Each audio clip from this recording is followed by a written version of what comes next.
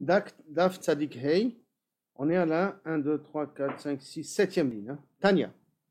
Rabbi Shimon ben Elazar Omer, Godel et Kochelet ou Pokeset, les trois exemples qu'on a ramenés dans la Mishnah.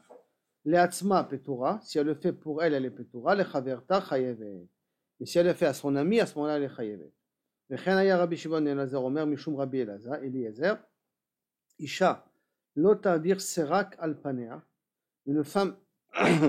Qu'elle fasse attention de ne pas mettre sarak. Sarak, ça veut dire, il dit Rachid Tseva Adom, sur sa figure, d'accord, sarak alpanea, mipne shetzovaat, parce que ça s'appelle qu'elle colore la peau. De là vient la grande question, est-ce qu'on a le droit de mettre du fard, make-up, je crois que c'est du fard en français, sur la peau, et que ça s'appelle colorer la peau ou pas. Ou ça s'appelle memaréar, ça dépend, est-ce que c'est un truc qui est graisseux, pas graisseux, c'est de la poudre, pas de la poudre. En tout cas, ça s'appelle tzovaat ou pas ça s'appelle tzovaat. Tanu Rabanan. Acholev va mechabetz va megaben. Kegogeret. Cholev, c'est celui qui traite la vache. Ha-mechabetz, ça veut dire que quand on a le lait, d'accord, et il le met ça avec de la présure, ou il le met dans un estomac pour que ça commence à devenir du fromage. À cause de la pectine qui se trouve là-bas, dans l'estomac, qui permet à pouvoir faire coaguler pas coaguler, rendre le lait comme du fromage. Hammegaben, c'est celui qui prend maintenant ce lait-là et que il lui donne une forme. Il enlève de tout le jus, après il lui donne une forme particulière. La quantité qu'il y a, si tu le fais sortir, c'est qu'à gogeret. Ou pas, excusez-moi, de faire sortir. Que tu fais de melacha, si tu as fait une quantité de gogeret. Hamechabed, c'est balayer. Hamerabetz, c'est celui qui jette de l'eau par terre pour éviter que la poussière elle monte. C'est bien? Harodeh chalot, de vache, celui qui prend, qui enlève des pains de miel de la ruche. Shagag beshabbat, chayav chatat. S'il a fait ça sans faire exprès Shabbat, il est chayav chatat. Hezid beyom tov, loke arbaim. S'il a fait exprès pendant Yom Tov, il a makot arbaim parce que kaviachol, il n'y a pas de chiyuv mita dans Yom Tov, il n'y a rien que malkot pour ceux qui transgressent Yom Tov. Et tout ça, c'est dit vrai Rabbi Eliezer. Que lui, il considère que tout ce qu'on vient de dire là maintenant, Amechabed, Amerabed, Sarodeh Chalot, Acholev, bon, Cholev, tout ça, ça va d'après tout le monde. Après, oui, mais plus là, Amechabed, Amerabed, Sarodeh Chalot, que tout ça, c'est un issour de Oraita. Par contre, Rachamim ils disent Echadze vechadze eno ela mishum shevut. Tout ce que normalement on a marqué ici, par cholev et mechabetz et megaben. Hein? Mais pour l'instant, biother a mechabed, a merabetz ve arodeh chalot, tout ça c'est mishum shevut. C'est un cas issour des Rabbanan. Aussi bien pendant. C'est quoi Echadze vechadze? Aussi bien Shabbat que Yom Tov. Hein? C'est ça que ça veut dire. Echadze vechadze, aussi bien pour Shabbat que Yom Tov, c'est un issour ela mishum shevut. Rav Nachman bar Guria, Iklal et Nardea, il est arrivé une fois à Nardea, Baou Mine, on lui a posé la question, Cholev Mishum Mai, Mechayev. Cholev il est chayav à cause de quoi? Amarlou Mishum Cholev, à cause de traire. Mechabetz Mishum Mai Mechayev, il dit Mechayev. Amarlou Mishum Mechabetz. Megaben Mishum Mai Mechayev, Amarlou Mishum Megaben. En vérité, qu'est-ce qu'il leur a rien dit? Puisqu'il leur a dit de quoi tu es chayav, comment on est chayav de ça? Réponse, je suis chayav de la melacha elle-même, comme si c'était un av melacha bifnatzmo. Et nous, on vient te poser la question d'Afka, c'est chayav, et qu'est-ce que tu me réponds? Kaviachol, comme quoi il y a une av melacha comme ça, c'est pas possible. Donc il lui répond, Amar le rabcha, katil kane be'agma, vave ata ve'shail be'midrasha. Ton rab, dis-moi, il t'a jamais rien appris, quoi? Ton rab était en train de cueillir des roseaux dans les étangs. Il n'a rien appris, il t'a rien appris quoi, il t'a rien appris quels sont les melachot qu'il y a ici. Mishumai mechayev, Mishumai chayav. Amar Léo, attends une seconde, j'ai perdu la phrase une seconde, voilà. Katil kane, il coupait des roseaux, be'agama dans un étang, avec. Ata shail ben midrasha, et maintenant tu viens au bet à midrash. Amroule, ils lui ont répondu. Donc Amroule, ils lui disent, Cholev chayav mishum mefarek. Cholev, ça veut dire mefarek. Pourquoi mefarek? Mefarek c'est dash. Dash c'est séparer deux éléments. Maintenant le lait se trouve à l'intérieur des tinim, des mamelles. Donc il est comme si enrobé par par quelque chose, et quand je le trais, je le sépare de son lieu de poche où il se trouve. Mishum mefarek.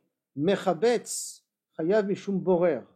Quand je le mets là-bas dans le keva, alors le fromage va se former et le petit lait va se former. Donc il y aura du petit lait, megvina, mechalav, et il y aura le fromage lui-même. Donc j'ai fait borer entre les graisses, puisque le fromage c'est le shuman du lait, et le petit lait qui devient léger comme ça.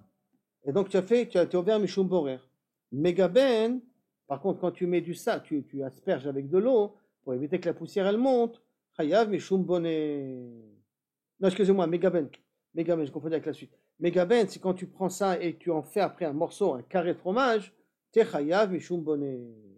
Parce que tu as créé ici le carreau de fromage, t'es chayav mishum bonnet. Maintenant, la Gemara continue. Amechabed, ve'amerabetz, ve'arodeh chalot, Shabbat, dvash, shagag beshabbat, chayav chatat, ezid beyom tov, loke 40. Une seconde. Je continue, je relance. Donc, mechabetz chayav, mechabetz chayav mishum borer. Megaben chayav mishum bonnet, parce que je fais une forme du fromage. Amechabetz, amerabetz, ve'arodeh, on a vu donc celui qui balaye, celui qui jette de l'eau et celui qui prend des pains de miel de la ruche, shagag beshabbat chayav chatat, izid beyom tov loket 40 livré Rabbi Eliezer. Amar Rabbi Eliezer, maïtama de Rabbi Eliezer. Pour quelle raison Rabbi Eliezer Kaviachol, il considère que Kaviachol prendre le pain de miel, ça s'appelle une melacha, hein, ou en tout cas, d'une certaine manière, ça s'appelle une melacha, parce qu'il y a marqué Vaitbol ota biyarot vash. Ça parle ici de Jonathan avec la guerre des Philistines, que David Shaoul il avait fait un neder à tout le monde, à tous les soldats, jusqu'à la fin de la journée personne ne mange. Jonathan, c'est lui qui avait commencé le combat contre les Philistins, il n'avait pas entendu le neder de son père, et comme il n'avait pas mangé, il a eu une bolémie, ou on va dire une hypoglycémie, on dit, hein, hypoglycémie. Ouais, le sucre est trop bas, il faut le faire vite monter. Une hypoglycémie. Donc il allait s'évanouir, il a trouvé un petit peu de miel, il a pris du miel, il l'a mangé. Et après, Shaoul a voulu le tuer, ils ont fait un truc, Benem Israël, ils ont sauvé Jonathan, parce qu'il a transgressé le neder que Shaoul il avait fait. Mais quand il a marqué là-bas le mot, alors, Vaïdbol Ota, il a planté, il a trempé, Beyarot vache. Les pains de miel, il a appelé ça Yarot vache. Maïnyan yar et tzel dvash. Quel rapport entre yar et le dvash? La lomar lecha. Mayar atolesh mimeno beshabbat chayav chatat. La même façon qu'une forêt quand tu tolesh, donc un arbre quand tu le tolesh, t'es chayav chatat. Av chalot dvash arodé mimeno beshabbat chayav chatat. Donc automatiquement la même chose à cause de ce ekesh là de langage qu'il y a dans le nach. Rabbi Eliezer est arrivé à la conclusion que prendre le pain de miel, c'est comme déraciner de sa source initiale d'où il vit. Amimar, par contre, Shara, il a permis Zilcha de Machouza. Lui, il a permis d'asperger de l'eau dans Machouza, dans sa ville de Machouza, pour éviter que la poussière monte, il a permis d'asperger de l'eau. Amar, il a dit Ta'amamai, Amur Rabbanan. Pour quelle raison les rabbins ont dit ne pas asperger de l'eau? Dilma atelashvu yagumot, de peur que tu vas, même que les rabbanan, qu'on dit que ça sort des rabbanan, je parle, hein, parce que les rabbanan, ils ont interdit midin des rabbanan, pas midin oraita. Celui qui interdit midin oraita, pour eux, c'est Rabbi Eliezer. Mais les rabbanan, ils ont interdit midin rabbanan. Maintenant, pourquoi ils ont interdit de ben atelashvu yagumot, que peut-être quand tu asperges, à ce moment-là, la terre, elle s'entasse un petit peu, et ça égalise le parterre.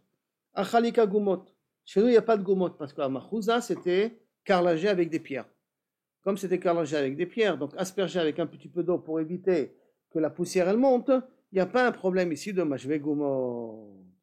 Ce qui fait qu'aujourd'hui, Kaviachol, pourquoi on se permet indirectement de balayer ou d'asperger? Parce qu'on considère qu'on est sur un carrelage. Et que le carrelage, il n'y a pas un dit de mashve gumot à ce niveau-là. C'est qu'à l'époque, le parterre, c'était à terre même. Et par conséquent, il y avait des petits trous. Quand je ferme ces trous, je fais un parterre qui est droit. Donc, je m'achève goumot, je rends que les trous deviennent égaux à la surface de la terre. Chalikal yedeka goumot. Rabba Tosafta, Ashkarte le Rabbina. Rabda Tosafta, il a rencontré une fois Rabbina. des cas mitzaer mehavla. Il y avait beaucoup de, les gens ils circulaient beaucoup dans le Beth Midrash et il y avait beaucoup de poussière qui était en l'air. C'était difficile à respirer. Et je ne veux pas dire qu'il était asthmatique, mais en tout cas c'était difficile à respirer. Qu'est-ce qu'il a fait? Amarle markashisha, beredera deraba, mitzaer mehavla.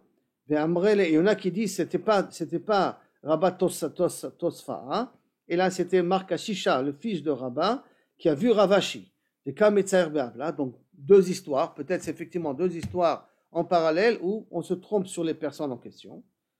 Amarle, lo savarmar lehad et Tanya, est-ce que tu te rappelles pas un petit peu la Braïta qui a dit Harotze le rabetz et beto be Shabbat, celui qui veut être merabetz, donc entasser la poussière en jetant de l'eau par terre, comme ça un petit peu partout pour que la poussière ne monte pas. Si on a dit que c'est un issour des rabanan, mais comment faire? C'est insupportable. Il y a trop de poussière en l'air. Alors qu'est-ce qu'il propose de faire? Be Shabbat, mevi areva melea maim, il amène une carafe d'eau, rochetz panav bezavidzo. Il se lave la figure sur ce coin-là. Donc automatiquement, quand il se lave la figure, il ne va pas se laver sur un bac. Il va se laver pour que l'eau elle coule par terre. Après ça, zavit bezavidzo, ragla bezavidzo. Il va se laver les pieds dans l'autre coin de l'appartement. Yadav bezavidzo. Il met ses mains dans un autre endroit. Et la maison se trouve entassée, se trouve calmée. Enfin, la poussière, elle est grâce à l'eau, elle s'entasse, sans que tu aies fait ça les khatrila pour ça. Ça veut dire indirectement, on te permet de faire arma'a, de faire une genre de rama ou de faire de travers pour pouvoir passer un Shabbat normal. Mettre mamash de l'eau, ça non, tu ne peux pas, parce qu'il y a Issour des Rabbanan là-dessus. Mais si tu fais de façon détournée, et ça s'appelle d'avar chez No Mitkaven, sur un din des Rabbanan, d'accord, tu gagnes en même temps. Je ne veux pas dire nichale ou pas nichale, parce que là c'est nichale. Mais sur un din des Rabbanan, Mishum Kvod Shabbat et Mishum Kvodcha, alors on peut venir être meke. Amarle la badata, j'avais pas pensé à ça. Tana, Isha Chachama, quand on a une femme qui est intelligente et qu'elle veut aider son mari, qu'est-ce qu'elle fait? Merabet set beta be Shabbat. Comment elle fait pour être merabet set? Elle fait justement, elle lave les verres ici, elle lave les cuillères ici, et elle lave les assiettes ici, de telle sorte qu'elle met un petit peu de l'eau partout, comme ça la poussière s'entasse et il n'y a pas un problème de difficulté de le faire. Vaïdna, et aujourd'hui, les svira les Rabbi Shimon, share afilo le chatrila. Maintenant, comme on pense comme Rabbi Shimon, que ça s'appelle davar she'eno mitkaven, davar she'eno mitkaven, et c'est pas vadaï mashve gumot, donc c'est kaviachol, je dis bien, c'est pas psychréché de l'onichale, hein. Davar she'eno mitkaven, et c'est pas vadaï mashve gumot, c'est pas vadaï que tu vas étaler, donc vadaï que c'est moutard de le faire les chatrila, d'asperger de l'eau par terre pour éviter que la poussière elle monte. Mishnah. Atolesh ma'atzitz nakuv chayav. Si maintenant j'ai un pot avec un trou et j'ai coupé une branche de ce pot-là, de ce qui est planté dans ce pot-là, sur chayav midin tolesh. De she'eno nakuv, par contre, si le pot il est fermé, il n'y a pas de trou dans le pot, pas tout. Le Rabbi Shimon poter bazé bazé. Rabbi Shimon il est poter dans là et dans là.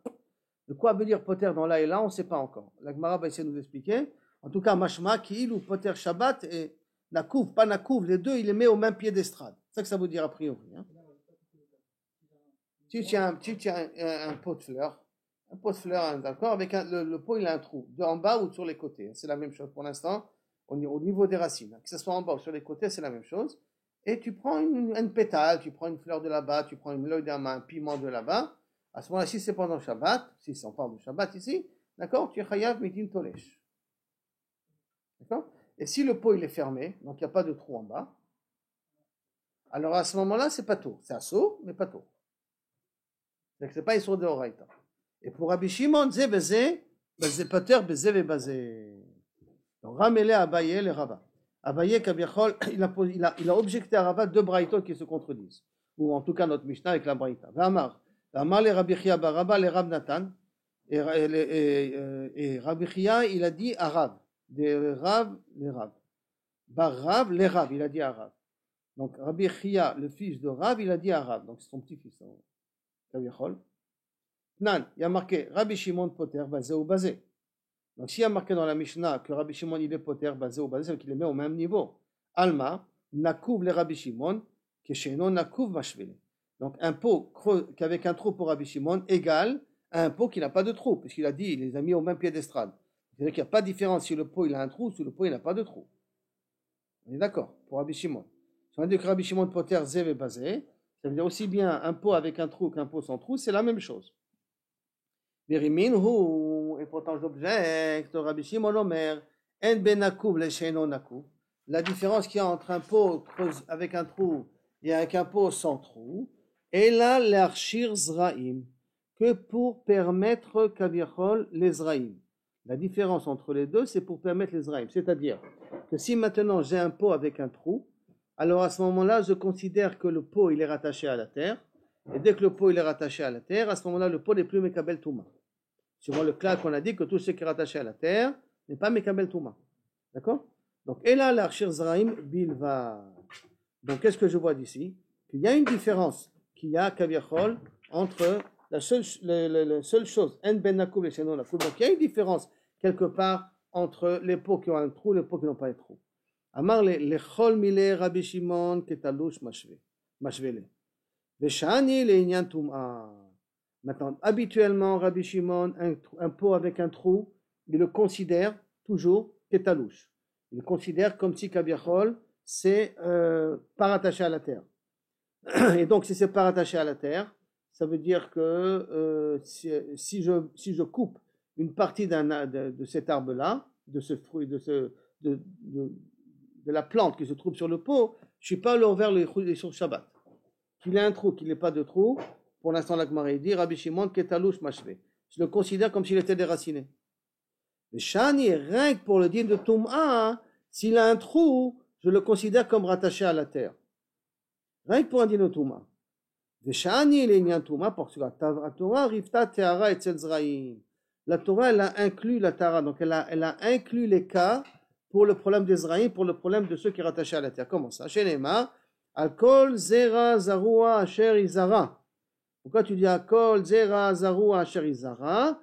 Pour me dire que tout ce qui est rattaché à la terre, par exemple, un pot avec un trou, alors à ce moment-là, il a le din de la terre.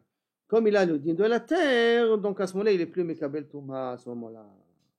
D'accord? Donc la seule différence, c'est rien que pour le din de Touma. Pour tous les autres, pour Rabbi Shimon, un pot avec un trou est considéré comme un pot qui n'est pas relié à la terre. Pour l'instant. Bamine Hausaba mi Rabbi Zera, il y a un vieux qui a posé la question à Rabbi Zera. Shoresh keneged nekev, Mali. Mali amar Rabbi Shimon. Qu'est-ce qu'a dit là-dessus Rabbi Shimon? C'est-à-dire que maintenant on a dit théoriquement pour Rabbi Shimon, un pot avec un trou, c'est comme déconnecté de la terre. Mais si maintenant je vois que la racine, elle passe par le trou, elle est juste en face du trou. Maintenant le pot, il y a un trou en bas, et j'ai juste une racine qui est en face du trou. Tu considères qu'il n'est toujours pas déconnecté de la terre, ou le fait qu'il est en face du trou, donc ça veut dire qu'il est en face de la terre, puisque le trou il est en face de la terre, je considère que la racine elle est reliée à la terre. Ça ne touche pas. Mais, je répète, donc le trou il est là, d'accord? Et j'ai juste une racine juste en face. Et c'est posé par terre. Donc du fait que c'est posé par terre, je vais considérer comme s'il est rattaché à la terre ou pas? Ça c'est la question que demande le sabbat à Rabbi Zera. D'accord? Quel est le dit? Ishtik. Rabbi Zera lui a pas donné de réponse. Velo Amar, le velo midé, il lui a rien dit. Donc, quand il a rien dit, c'est qu'il ne connaît pas. Zimna Chada, une fois, Ashkeche de Yativ, que Rabbi Zera était assis, Veka Amar, il enseignait une halakha. Ou modé Rabbi Shimon, Sheim Nikev Bichde Taharato. Et modé Rabbi Shimon que si on a fait un trou, de quoi purifier l'ustensile. D'accord? Donc un trou qui est suffisant pour pouvoir purifier l'ustensile, birde ta'arato, alors à ce moment-là, inachenami, je le considère que comme rattaché à la terre. D'accord? Je le considère comme rattaché à la terre. Maintenant, si j'ai fait un trou qui est des ta'arato, ça peut être le trou, je peux le faire sur le coin, je peux le faire sur en bas. Les racines ne sont pas forcément en face du trou, d'accord? Ne sont pas par rapport au trou. Et pourtant, tu considères que si tu as fait un trou qui est des taharato, bien que les racines ne sont pas en contact avec la terre, tu le considères comme rattaché à la terre. Quand il n'est plus Mekabel Touma, comme rattaché à la terre. Parce qu'à partir du moment où il est plus Mekabel Touma, C'est plus un cli. Donc, comme si le cli n'existe pas. Donc, tu le considères comme rattaché à la terre. Alors, il vient à Marle, Ashta, Shoresh, Nekeneged, Nekev, Ba'aminach, Velo Amartali, Velo Mide. Quand je t'ai posé la question, quand la racine, elle est en parallèle du trou, tu m'as rien répondu, tu m'as pas dit. Et tu faisais comme si tu savais pas. Nekev, Bichde, Ta'arato, Mibaye. Et Kaviachol, à ce moment-là, un trou qui n'est pas par rapport à la racine, mais rien qui purifie Kaviachol, l'ustensile, Mibayet, pour toi, tu ne te poses pas un problème. Kilou Kaviachol, c'est pas chaud pour toi que c'est moutard. Donc, a priori, ça devrait être la même chose pour la racine qui est en face du trou. Amar Abaye, Abaye nous a dit, V'itmar leha de Rabbi Zera, achitmar. Si tu veux que je t'explique les paroles de Rabbi Zera, je vais t'expliquer comme ça. De mode Rabbi Shimon, Shi'im, Nikev, le Matami Revi'it. Si maintenant j'ai fait un trou dans l'ustensile, je vais t'expliquer ce qu'il a dit Rabbi Zera au nom de Rabbi Shimon, que Kede Ta'arato, Kaviachol, il n'y a pas de problème, c'est rattaché à la terre. Je veux dire de quoi ça parle. Que si tu as fait un trou plus bas que Revi'it, ça veut dire que si j'ai un pot, si mon pot il est là, et je fais un trou ici, ou un trou ici, de telle sorte qu'en bas, au niveau du trou, il y a moins que Revi'it. Il ne reste plus que Revi'it. Il n'y a pas une possibilité en bas de l'ustensile de recevoir Revi'it. Parce que j'ai fait un trou ici, j'ai fait un trou, j'ai pas fait un trou ici. Hein. J'ai fait un trou en bas, de quoi il n'y a plus la possibilité de recevoir Revi'it de liquide ou de quelque chose. Et Matami Revi'it, alors à ce moment-là, je considère comme le cli, il n'est plus utilisable en tant que recevoir des choses, donc il est plus Mekabel Touma, et dès qu'il est plus Mekabel Touma, donc à ce moment-là, ce qui est dessus, je l'appelle rattaché à la terre. Parce que comme le cli n'est plus un cli, donc il fait plus obstacle à, il a un cli toujours, mais il n'est plus un shem de cli parce qu'il est plus tamé maintenant, puisqu'il est plus capable de pouvoir recevoir Revi'it. Donc il ne fait plus obstacle à la terre, puisqu'il n'a plus un shem de cli, ne faisant plus obstacle à la terre, alors à ce moment-là, je le considère attaché à la terre. Amarava, jusqu'à là, Kabiachol, comment il a voulu lui expliquer le din. Parce que maintenant, ça veut dire quoi? Ça veut dire que si maintenant, dans le cas qu'il avait posé le zaken, le cli était encore un cli. Il n'a pas été mevatel oto mikide ta'arato. Comme il n'a pas été mevatel oto mikide ta'arato, il n'a pas fait un trou gadol, alors là, le safek qui peut encore exister. Est-ce que ça s'appelle, parce que la racine est en face de la terre, sans toucher la terre, est-ce que ça s'appelle rattaché à la terre ou ça s'appelle rattaché à la terre? Le cas qu'il a dit là-bas, c'était un trou que tu avais mis de sorte que ça annulait le Shem, le cli de son nom à lui de Shem Keli. Parce qu'il ne peut même plus recevoir Revi'it puisqu'il a un trou sur le côté ou en bas, comme vous voulez. Maintenant, Amarava. Chamesh midot beklicheres. Puisqu'on a parlé de klicheres, on va nous apprendre qu'il y a cinq niveaux différents. Comment prendre un klicheres et lui enlever le Shem de Kli. Il a enlevé le Shem de Kli. 5 niveaux différents. Amarava chamesh midot beklicheres. Comment ça? Premièrement, Nikev kemotse mashke. Si je Nikev kemotse mashke, c'est l'abdafka un trou, ça peut être une fente aussi, d'accord? Mais que je mets de l'eau à l'intérieur et l'eau elle coule. Elle ne tient pas dans le verre, d'accord? Ça s'appelle motzi mashke.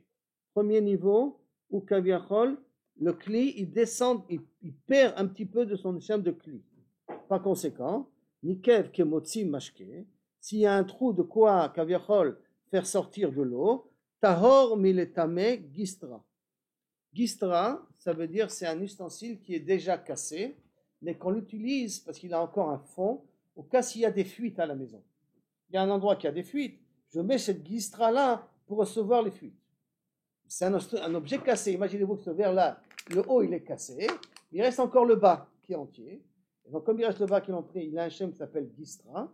Et à ce moment-là, je peux, s'il y a une fuite, il pleut, n'importe quoi, je peux mettre cet ustensile-là pour recevoir l'eau. Mais si maintenant, quand il reçoit l'eau, elle coule, à ce moment-là, ce gistra-là n'est plus tamé. Puisqu'il n'est même plus capable de recevoir le minimum pourquoi il a été réservé, je précise bien, réservé, il a été réservé à quoi? À l'écabel et à dalaf, de recevoir toutes les gouttes qui tombent.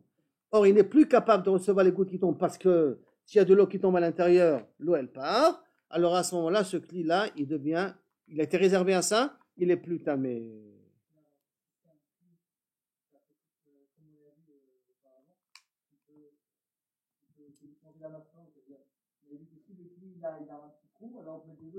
Ah, 2 minutes, 2 minutes, on va voir chaque chose, il est marqué ici. Par contre, Adain klihu le kadesh bo mechatat. Ce gistra-là, il a encore un hymne de kli pour recevoir mechatat. Parce que quand on veut purifier quelqu'un qui est tamémet, alors on doit prendre de l'eau, de nahar, de l'eau de Marianne, plus faire para et le mélanger, et après asperger sur les objets ou la personne qui est tamée. Maintenant, je peux prendre cet ustensile-là avec un trou, donc si je mets l'eau, l'eau elle coule. Est-ce que ça s'appelle encore un kli pour qu'il soit valable, pour pouvoir asperger et être métaère? Parce que je ne peux pas prendre de l'eau avec du FR et asperger. Il faut que ça vienne d'un kli. Nathan et la kli, le passouk c'est Nathan, un truc comme ça, Nathan et la kli, mais nous Yoram, tu dois t'en rappeler quand tu étais au Beth Amikdash à l'époque, Nathan et la kli, et après tu aspergeais sur le maître. Donc il faut que ça vienne d'un kli. Est-ce que ces ustensiles-là où l'eau elle coule, le gistra en question, d'accord, peut être considéré un kli pour faire para? Réponse oui. Tant que l'eau qui coule de là-bas, ça s'appelle encore un kli pour les kadesh bo mechatat. Mais Nikev ke kones mashke, tahor mi le kadesh bo mechatat. Mais si maintenant cet ustensile-là, si je le fais rentrer dans de l'eau, alors l'eau elle peut rentrer à travers le kli. Parce que si j'ai un tout petit trou où je mets de l'eau et l'eau elle coule par la pression atmosphérique, ça s'appelle encore un kli valable pour être pour faire para. Mais si maintenant je prends cet ustensile et je la fais rentrer dans un bac d'eau, l'eau par la pression ne peut pas rentrer. Par la pression de l'air qui est à l'intérieur, l'eau ne peut pas rentrer à l'intérieur. Ça s'appelle un kli qui est cachère pour faire para. Mais si maintenant je prends ce kli et je la mets dans l'eau et l'eau il arrive à rentrer par le petit trou, à ce moment-là, ça ne s'appelle plus un kli valable pour faire para. Il devient tahor, mais il faire para, ça veut dire que ça ne s'appelle plus un kli. Alors, par contre, donc, Nikev kemoti, Nikev ke kones mashke, de quoi faire rentrer un mashke, tahor, mais les kadesh bo mechata. Dechagav, si je me rappelle bien, c'est la même dîner pour le kli de Ntilat Yadayim. Kli de Ntilat Yadayim, si tu la fais rentrer, si tu mets de l'eau et ça coule, le kli il est encore cachère. Mais si tu mets de l'eau, si tu fais rentrer le kli dans un bac d'eau et l'eau rentre à travers le trou, le kli il est pas soul pour Ntilat Yadayim. Comme pour être mekadesh dans mechatat. Tahor mi le kadesh bo mechatat. Aval, adain hu kli l'archir bozraim. C'est encore un kli pour considérer que les zraïm ne sont pas rattouchés à la terre. Ça veut dire que si j'ai rempli de la terre avec une plante à l'intérieur et qu'il est posé sur la terre, ça ne s'appelle pas un atis nakou. Ça s'appelle un atis qui est encore fermé, donc qui est déconnecté de la terre. D'accord? Ce trou-là qui peut faire rentrer de l'eau n'a pas annulé le kli au niveau des zraïm, de sorte que si j'ai planté sur ce kli-là une plante, cette plante n'est pas considérée comme rattachée à la terre. Tanakama, je ne parle pas de Rabbi Shimon, je parle de Tanakama pour l'instant. Nikev keshoresh katan. Par contre, il y a un tout petit trou par où une racine peut passer. Tahor melarchir zraim. Tahor melarchir zraim, je le considère maintenant comme qu'un atis nakouv. Donc il est considéré comme rattaché à la terre. À ce moment, il n'est pas mekabel touma. Va'adain klihu le kabel bozetim. Mais si maintenant je lui change de tafkid et que je décide de mettre là-bas des olives à l'intérieur, et les olives ne tombent pas, donc je l'ai changé de tafkid, je l'ai considéré maintenant réservé à recevoir des étimes, comme il peut recevoir des étimes, donc le kli il est tamé pour les étimes. Si je l'aurais réservé pour planter quelque chose dessus, alors il aurait été tahor. Pourquoi? Parce qu'il a un trou, il est rattaché à la terre et c'est fini. Mais comme je veux l'utiliser maintenant, je ne veux plus l'utiliser pour les zraïm, je veux l'utiliser pour mettre des olives à l'intérieur, à ce moment-là, il s'appelle Mekabel Touma Mechadash. D'accord? Parce que je lui ai donné un nouveau tafkid, recevoir des étimes. Donc, je termine, après on va résumer tout ça. Nikev kemotzi zetim. Si maintenant il y a un trou de quoi faire tomber des étimes, tahor melekabel bozetim. Si son yehoud, c'était que recevoir des étimes, à partir de maintenant, c'est un kli tahor. Bien qu'il peut recevoir des rimonim. Il faut un trou beaucoup plus gros pour les rimonim. Mais comme il n'est pas réservé aux rimonim, alors ça s'appelle un kli tahor. Il était réservé à des étimes, ça s'appelle un kli tahor. Mais si maintenant, mais si maintenant je veux le considérer pour recevoir des rimonim, alors il redevient tamé, il peut redevenir tamé, tant que ça peut recevoir des rimonim. Nikel kemotzi rimonim tahor miklum. Si maintenant même les rimonim y tombent, à ce moment-là c'est fini, il est tahor de toutes les situations. Donc, si on réfléchit, un cli, donc il y en a qui disent c'est d'accord un cli cheres, pas un cli etz. Bon, pour l'instant on va dans là la définition c'est un cli cheres. Ça dépend la raison pourquoi tu l'as réservé. Si tu l'as réservé pour recevoir l'eau qui coule, alors pour lui annuler la touma qu'il a, il suffit que si tu mets de l'eau, elle ne peut pas tenir parce qu'il y a une fente, et que l'eau passe à travers, que le gistra est devenu tahor. Si tu l'as réservé pour mechatat, pour recevoir le FR para, alors si le trou n'est pas que connaisse mashke, ce cli il est mekabel touma. Et donc il est valable automatiquement pour FR hatat. Mais si le trou il est que connaisse mashke, que l'eau peut peut rentrer à travers, ça devient tahor pour mechatat. C'est quoi il devient tahor? Comme je l'ai réservé à mechatat, ce petit trou là l'a rendu tahor. Si maintenant j'ai un ustensile où je veux l'utiliser pour en mettre une plante à l'intérieur, qu'est-ce qui va le rendre tahor? Si j'ai un trou qui est gros pour faire passer une racine. À ce moment-là, il devient tahor le cli. C'est-à-dire qu'il devra rattacher à la terre, il devient tahor. Mais si le trou ne peut pas encore faire passer une racine, ce cli-là, il est encore il est tamé. Parce que je l'ai réservé à planter une graine à l'intérieur. Si maintenant j'ai un cli que j'ai décidé qu'il est réservé à recevoir de la nourriture, en l'occurrence des étimes, tant que je n'ai pas un trou où les étimes peuvent tomber, ce cli-là, il est considéré comme un cli qui peut être mekabel touma. Mais dès que kaviachol, les étimes tombent à travers le trou, ne peut plus tenir les étimes, le cli devient tahor, même que je peux mettre des grenades. Mais puisqu'il a été réservé aux étimes, donc il devient tahor pour ça. Si maintenant le cli il est réservé à recevoir des grenades, alors à ce moment-là, il faut un trou qui est égal aux grenades. Et si maintenant j'ai un trou qui a dépassé, les grenades peuvent tomber, c'est fini, c'est un cli tahor, le kol hashito. Pour toutes les situations, ça devient un cli tahor. Qu'est-ce qui reste? Ça dépend aussi de la grandeur du cli que tu as. D'accord, mais qu'est-ce qui reste? Il n'y en a rien à dire. Aujourd'hui, dans nos bacs là, qu'on a sur la table, on met tous les fruits. Hein. On met des grenades, on met des pommes, on met des dattes et tout. Donc vous comprenez que pour le rendre tahor, il faut que ce soit un trou d'une grandeur d'une grenade. Puisqu'on se milchatrila le réserve pour tous les fruits possibles. Mais si milchatrila c'était réservé à un type spécifique de fruits, alors à ce moment-là, pour être métaher autre, ça va dépendre de pourquoi tu l'as réservé. Maintenant, vim ou kaf tzamid patil. Si par contre, maintenant, tu as pris cet ustensile-là et tu l'as fermé, ça veut dire qu'il a un trou gros comme une grenade. Hein. C'est-à-dire gros comme une grenade. Maintenant, tu l'as fermé, tzamid patil. Donc, c'est un cli cheres que tu l'as mis un couvercle dessus et tu as collé le couvercle. Tzamid, patil. Tzamid d'abord le mettre et patil, il faut qu'il soit accroché, noué avec l'ustensile de sorte que tu ne peux pas l'ouvrir facilement. D'accord? À ce moment-là, achipachet rubo. Ça veut dire achipachet rubo. On sait qu'on a un klal, que dans un cli cheres, il y a un din particulier, que tout ce qui est à l'intérieur, s'il est fermé, il n'est pas tamé. Si le cli cheres se trouve dans une maison de mort, un cli cheres, il est métamé comme mitocho. Pas milgaba, mitocho, rappelez-vous. Par conséquent, si c'est ce que vous voulez, j'ai dans le cli cheres, avec un trou, hein. Le cli cheres, le trou il peut être sur le côté, il peut être en bas, l'homme où il est le trou. Hein. Mais c'est fermé en haut avec tzamid patil, alors à ce moment-là, la touma ne rentre pas dans l'ustensile. Même qu'il y a des trous sur les côtés, la touma ne rentre pas dans l'ustensile. Quand la touma va entrer dans l'ustensile, quand il va perdre les gamre shamkeli, que quoi? Que le robe du cli, il est avec des trous. Quand le robe du cli, il est avec des trous, alors là, la touma, elle passera à travers. Mais tant que kaviachol, il y a des trous pour être mavir rimon, mais pas le robe n'est pas avec des trous, le tzamid patil protège tout ce qu'à l'intérieur, bien qu'il y ait des trous sur les côtés et en bas, hein, que ce soit clair. Ça, c'est la svara de Rava.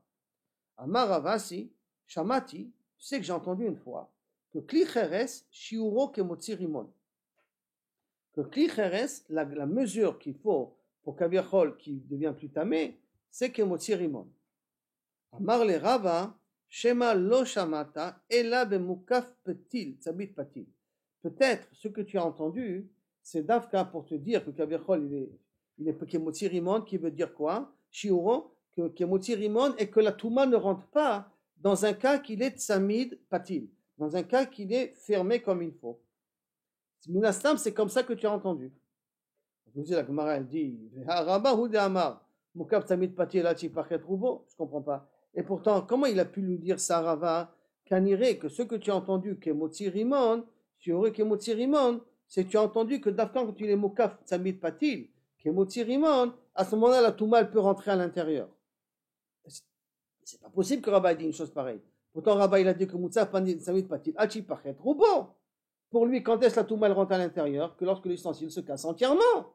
Donc comment c'est possible qu'il a dit à Rabbi Assi que quand est-ce la Touma peut rentrer quand le trou il est Kemotzi Rimon? Alors que toi tu m'as dit, quand il y a un Tzamid Patil, toi tu as dit qu'Achi Pachet Roubo. Lo Kashia, il n'y a pas de Kushia. Pourquoi? Ha Berabreve, ha Bezutrate. Ça dépend de la grandeur de l'ustensile. Est-ce que c'est un grand ustensile ou un petit ustensile? Si c'est un petit ustensile, le Tzamid Patil, il protège tant que le trou n'est pas arrivé à Rimon. Si c'est un grand ustensile, à ce moment-là, pour Kaviachol, et mevatel automidin kli pour que la Touma elle rentre, là il faut Hachi Pachet Roubo. C'est ça que la majeure partie. Maintenant, qu'est-ce qui s'appelle un grand ustensile et un petit ustensile? Rachid ne dit pas. Il ne donne pas de mesure. Kaviachol, qu'est-ce qui s'appelle? Il y en a qui veulent dire que Kaviachol. Un kli gadol, c'est un kli qui est motzi rimon, et un kli katan, c'est un kli qui ne peut pas être motzi rimon, qui ne peut pas faire passer à travers un rimon. Donc c'est pas très clair qu'est-ce qu'il appelle grand et petit. Mais l'idée étant qu'un grand ustensile, qui a des trous tout autour et qui est fermé, tzamid patil en cheres, quand est-ce la touma elle rentre? Que lorsque le rov il est troué. Par contre, un kli katan qui est tzamid patil, quand est-ce la touma peut rentrer à l'intérieur? Que lorsqu'il a un trou égal à un rimon.